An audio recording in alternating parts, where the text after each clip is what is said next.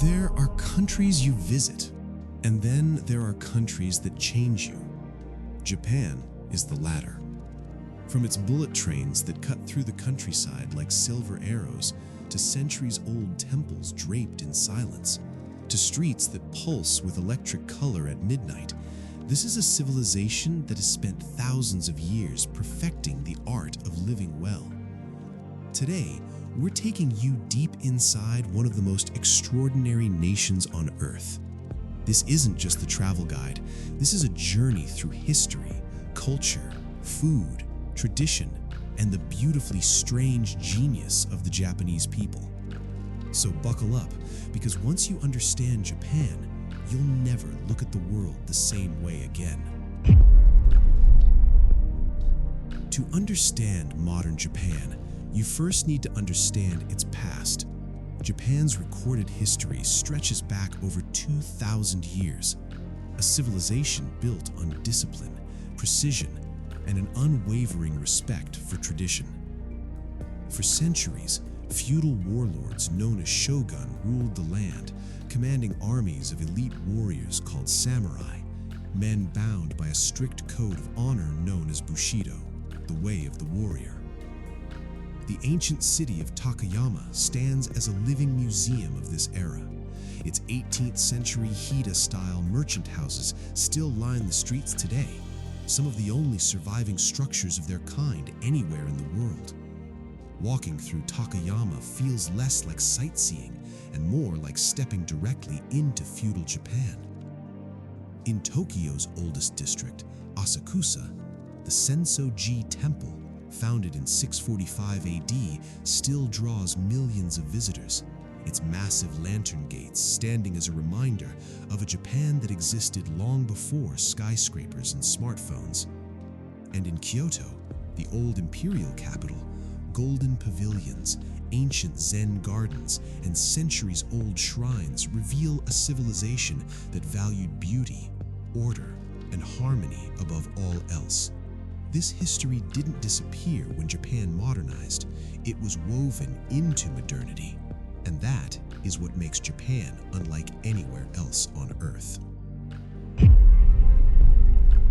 For those who seek authentic cultural immersion, Japan is the richest destination on the planet. Kyoto, the cultural soul of Japan, offers something few cities in the world can claim: a living, breathing ancient tradition practiced daily. In the Gion district, the last remaining geisha, highly trained artists in music, dance, and conversation, still move through narrow stone-paved streets in silk kimonos, their faces painted white, their steps a carefully rehearsed art form. A glimpse of a geisha in Kyoto isn't just a travel highlight, it's a window into a 400-year-old tradition. The ryokan, Japan's traditional inn, offers guests the chance to sleep on tatami floors, bathe in natural mineral springs, and participate in the ancient tea ceremony, a ritual that dates back to the 9th century and reflects Japan's deepest philosophical values: mindfulness, simplicity, and gratitude. This is a nation where tradition is not preserved behind glass, it is lived. And then there is Tokyo, home to over 37 million people, the largest metropolitan area in human history. Tokyo is a city that should, by every measure, be overwhelming. And yet, it is somehow perfectly organized. No city on Earth offers the sheer density of experiences that Tokyo delivers.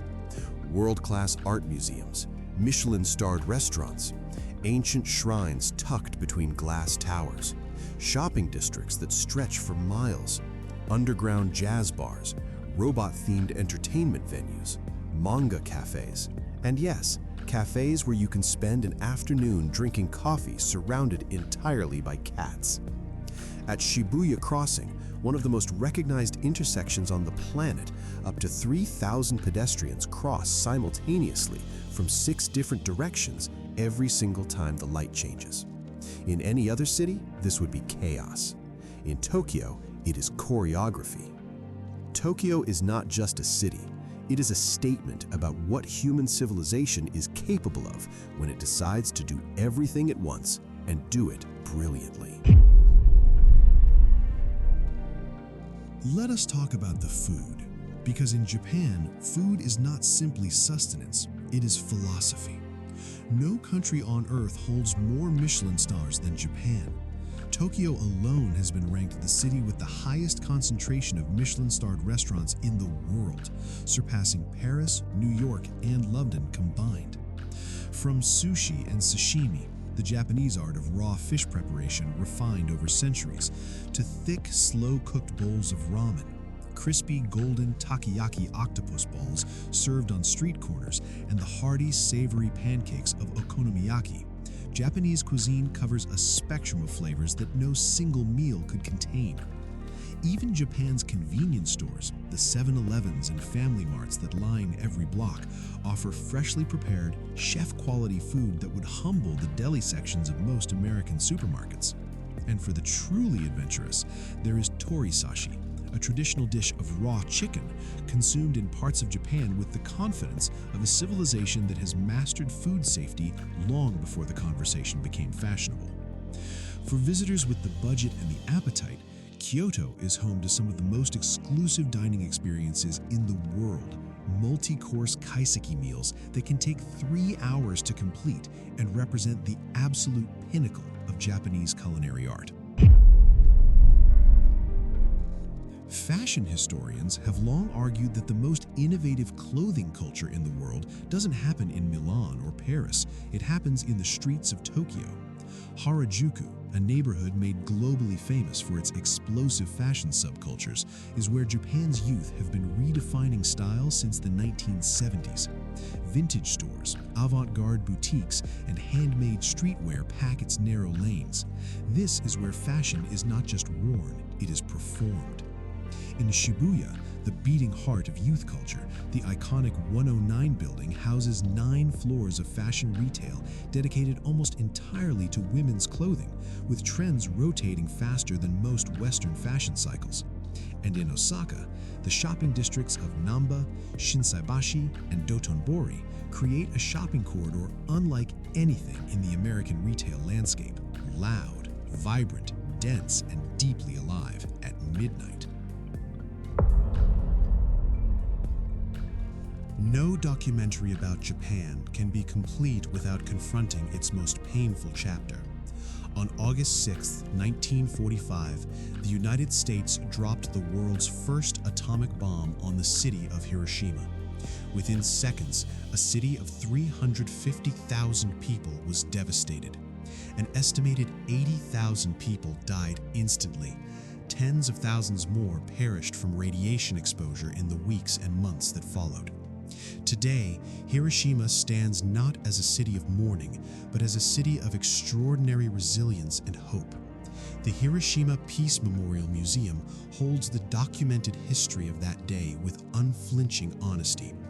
The atomic bomb dome, the skeletal remains of a building that survived the blast, stands preserved as a UNESCO World Heritage Site, a permanent reminder of what nuclear weapons do to human beings.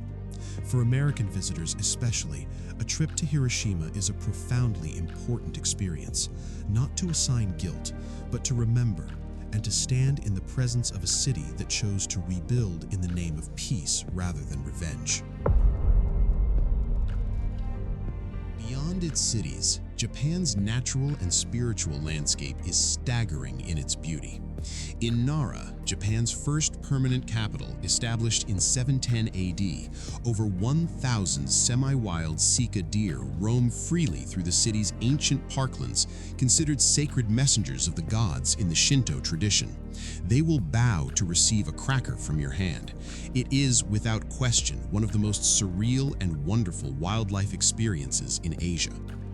The Fushimi Inari Shrine in Kyoto winds upward through a mountain trail lined with thousands of vibrant red torikeets, a spiritual corridor that stretches for miles and has been standing since the 8th century. In Arashima, a towering bamboo forest creates a cathedral of green and gold, where the wind through the hollow stalks produces a sound that UNESCO has declared one of Japan's 100 soundscapes worth preserving. And in the northern city of Nagano, wild Japanese macaques known as snow monkeys soak in volcanic hot springs surrounded by snow-covered mountains. These are animals that discovered the same luxury as humans and claimed it centuries before Yelp reviews made it popular. The Japanese onsen, a natural volcanic hot spring, is not simply a bath, it is a cultural institution. Japan sits on the Pacific Ring of Fire, giving it more natural hot spring sources than almost any other nation on Earth.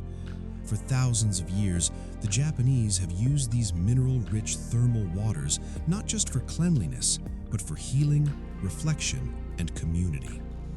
In Hakone, a mountain resort town just 90 minutes from Tokyo, with views directly across to Mount Fuji, visitors can soak in outdoor Rotenburo pools while watching the sun set over volcanic mountains. The ritual is simple. You enter without clothing, you wash thoroughly before entering the shared pool, and you sit in silence, letting the mineral water do what Japanese physicians have recommended for centuries. Science supports it. The sulfur, calcium, and magnesium compounds in natural onsen water have documented effects on cardiovascular health, skin conditions, and chronic pain. But the Japanese didn't need a clinical study to tell them what thousands of years of practice had already confirmed.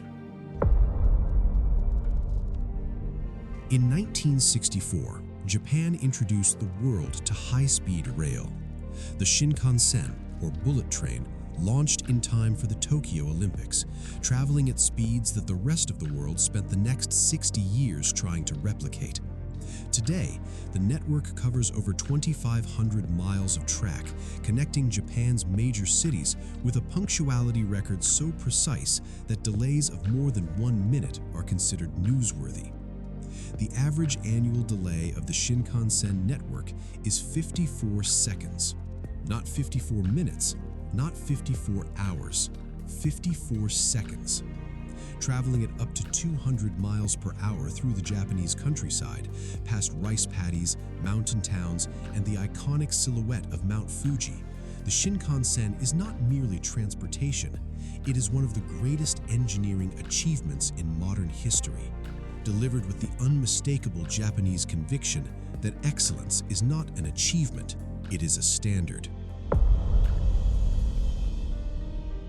Every spring, something happens in Japan that has no real equivalent anywhere else in the world. The sakura, the cherry blossom trees, bloom. And for a brief, fleeting window of roughly 2 weeks, the entire country transforms into something that defies description. Streets, parks, riverbanks, and mountainsides erupt in cascading waves of pink and white. Entire neighborhoods become covered in petals. The air itself carries a faint floral perfume. The Japanese have a word for the tradition of gathering beneath the blossoms: HANAMI, literally flower viewing. For centuries, Japanese people have gathered under the sakura to eat, drink, laugh, and sit together in the presence of something beautiful and temporary. Because that temporariness is exactly the point. The cherry blossom is a central symbol in Japanese philosophy, a reminder, borrowed from Buddhism, that the most beautiful things in life are fleeting and that their beauty is inseparable from their impermanence. Mono no aware, the Japanese phrase for this feeling, translates roughly as the bittersweet beauty of things that pass. It's a philosophy encoded in flowers, and for 2 weeks every spring, it covers the country in pink. Japan runs on celebration.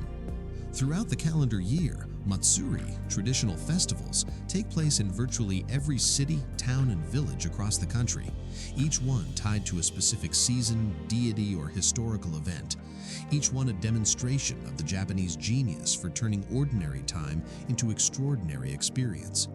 The Sapporo Snow Festival, held each February in Hokkaido, transforms the northern city into an open-air gallery of ice sculptures, some of them several stories tall, carved with a precision that rivals professional sculpture. The Takayama Spring Festival, consistently ranked among the most beautiful festivals in all of Asia, fills the mountain streets with elaborate wooden floats, traditional music, and performers in 300-year-old costumes. And the Nebuta Matsuri in Aomori, a summer festival featuring massive illuminated paper lantern floats depicting warriors and demons, draws 3 million visitors in just 7 days. In Japan, a festival is not a reason to forget your daily life. It is proof that daily life deserves to be celebrated. And then there is Japan's relationship with technology, which is best described as a love story. Japan has given the world the Walkman, the bullet train, the digital camera, high-density LED displays, and the world's most advanced industrial robotics. In Akihabara, Tokyo's electric town, entire city blocks are dedicated to electronics, gaming, anime merchandise, and technology that often hasn't reached other continents yet. But the most immediate encounter most visitors have with Japanese technology is also the most intimate: the toilet. Japanese smart toilets featuring heated seats, integrated bidets, adjustable water pressure controls, automated lids, and in some models, built-in music, have a market penetration rate in Japan of over 80%. American visitors encounter them in hotel rooms and respond with something between confusion and immediate conversion. Japan does not pursue technology for its own sake. It pursues technology in service of comfort, efficiency, and human dignity. That distinction is significant, and it shows in everything from their train schedules to their public restrooms. Most visitors to Japan focus on the triangle of Tokyo, Kyoto, and Osaka, and they are not wrong to do so. But north of Honshu, across the Tsugaru Strait, lies Hokkaido, Japan's northernmost island and one of the great undiscovered travel destinations of the modern era. Hokkaido receives some of the lightest, driest powder on the planet, a result of cold Siberian air masses picking up moisture over the Sea of Japan before dumping it in extraordinary volume on the island's mountains. For skiers and snowboarders, Hokkaido's resorts at Niseko, Furano, and Rusutsu represent something close to perfection. And the island's vast wilderness of volcanic calderas, natural hot spring lakes, and roaming brown bears offers a side of Japan that feels entirely removed from the neon-lit urban world just a short flight to the south. At 12,389 feet, Mount Fuji is the highest point in Japan. But its significance goes far beyond geography. For over 1,000 years, Mount Fuji has been considered a sacred site, a place of spiritual pilgrimage, artistic inspiration, and national identity. The Japanese poet Matsuo Basho wrote about it. The artist Katsushika Hokusai dedicated his most famous series of woodblock prints, 36 views of Mount Fuji, to capturing it from every possible angle. Shinto pilgrims have been climbing its slopes since the 7th century. Today, nearly 300,000 people climb Mount Fuji every year during the July-August climbing season. Millions more photograph it from bullet trains, from Hakone's shores, from Tokyo's observation towers. You can see it from 100 miles away on a clear day. It is the first thing many visitors see when they arrive in Japan. And for most of them, it is the last image they carry home. So, why is Japan the greatest country on Earth? It is not because it is the wealthiest. It is not because it has the largest military or the most powerful political influence. Japan is the greatest country on Earth because it has figured out something that most nations spend their entire existence searching for: balance. Balance between the ancient and the modern, between solitude and community, between technological ambition and philosophical humility, between chaos and extraordinary, inexplicable peace. It is a country where a 1,400-year-old temple and a 60-story skyscraper can share the same city block, and both feel completely natural. Where the subway runs on time to the second, and the forest trails require hours to walk in silence. Where the food is both the cheapest and the finest in the world, depending on where you sit. Japan does not make you choose between the past and the future. It gives you both simultaneously, and asks only that you pay attention. That is why people who visit Japan rarely come back once. They come back again, and again, and again. Because Japan isn't a place you finish, it's a place that stays with you.